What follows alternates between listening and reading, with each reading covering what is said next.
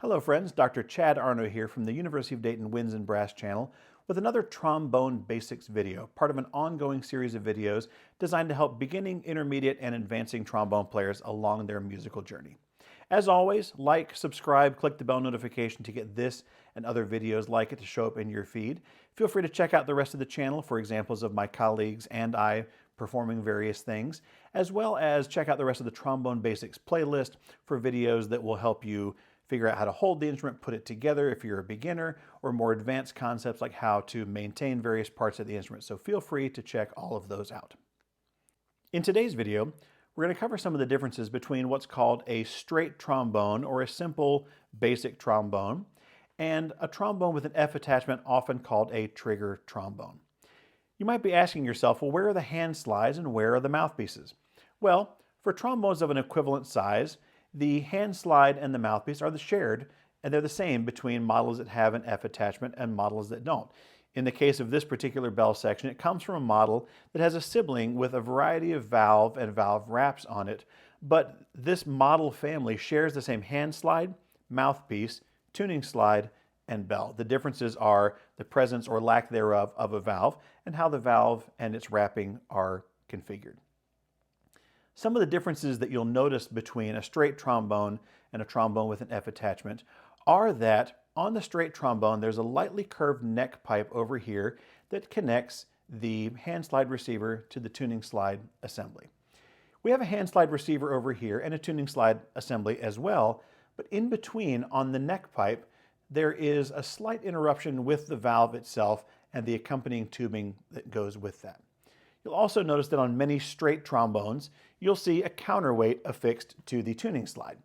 That's there to provide some balance to the instrument because this is a lighter section of the instrument and you want it to balance well as you're holding it, where the extra weight of the trigger mechanism here provides the same function, usually without the need for a counterweight. As we get into the various parts of a trigger trombone, you'll notice that there are a lot of differences between one model and another, even within the same maker's lineup. And this can be a confusing thing, but it's okay. There are lots of permutations of it. This is a very normal, standard configuration used by a lot of middle school and high school players, and it's the one that we'll use for the examples here. You might also see valves that include a person's last name, like Hagman or Lindbergh or Thayer. You might also see valves that have a technical name like axial flow or true bore. They're all basically rotor valves. They might rotate in a different direction or on a different plane, but they all rotate and they all share common characteristics that we'll go through. The first part that we come to is the actual trigger or thumb assembly that activates the valve. On a straight trombone, your left thumb wraps around the forward bell brace. On a trigger trombone, it will actually wrap around the thumb lever itself. Now this lever can either come from above your thumb like this one or from below your thumb, but it will work the same way. It might have a wooden cover or a plastic cover or an adjustable metal cover, or it might just be a plain bar like this. Any of them will work just fine, but they do vary from manufacturer to manufacturer. This lever is attached to the valve assembly on the back that we'll take a look at next.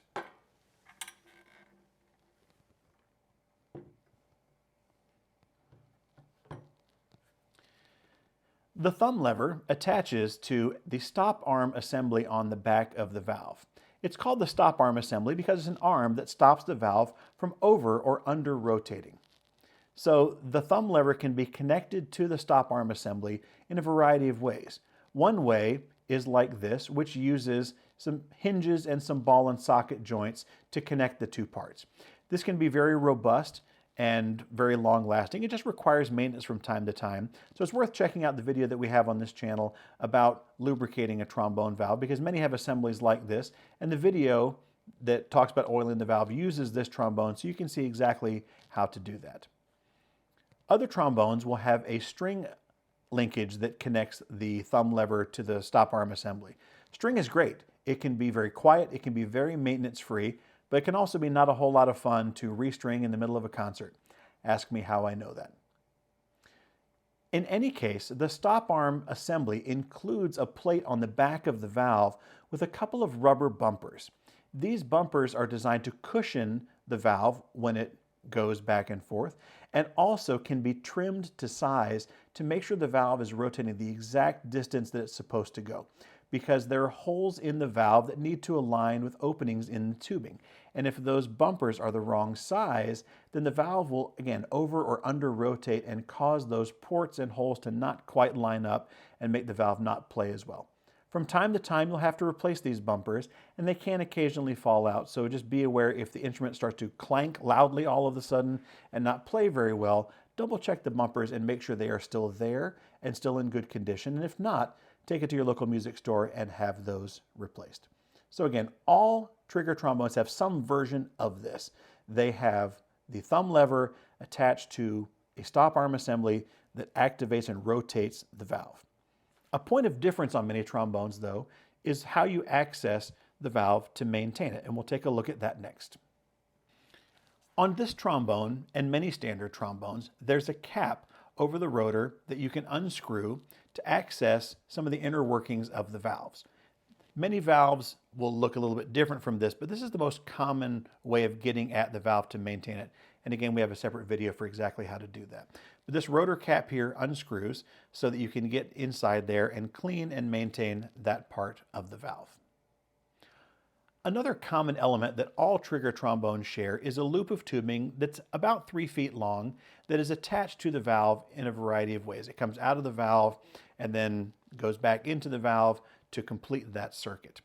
This particular wrap is what's called an open wrap, and you can see that there are not a lot of twists and turns in the tubing here, and the tubing wraps above the tuning slide here. So it sticks out farther behind you than just the trombone without the trigger would. A lot of open wrap assemblies do that.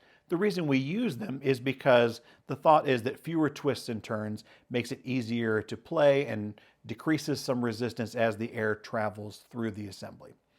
But an open wrap will require a little more space. So if you're in a tight area, things like an orchestra pit or in a band where there's someone's music stand directly behind you, be careful because this open wrap tuning slide here can stick out behind you and knock into things. You want to make sure you're aware of how far behind you the instrument sticks. There are other ways of wrapping this tubing, called traditional or closed wrap. And in those cases, the tubing is wrapped in a way that it's primarily confined between the forward bell brace and the tuning slide, and between the bell and the neck pipe, and doesn't stick out in any direction very far at all beyond that. Those are more compact. They can be easier to fit into an orchestra pit or other tight situations like that. But in some cases with older designs and smaller valves, the combination of the valve and the combination of the wrap can lead to an instrument that's slightly more stuffy when you push the valve down. It doesn't feel quite as good as playing the open trombone. So that's why a lot of manufacturers have gone to an open wrap design. Another common element all trigger trombones share is a tuning slide for the trigger section itself.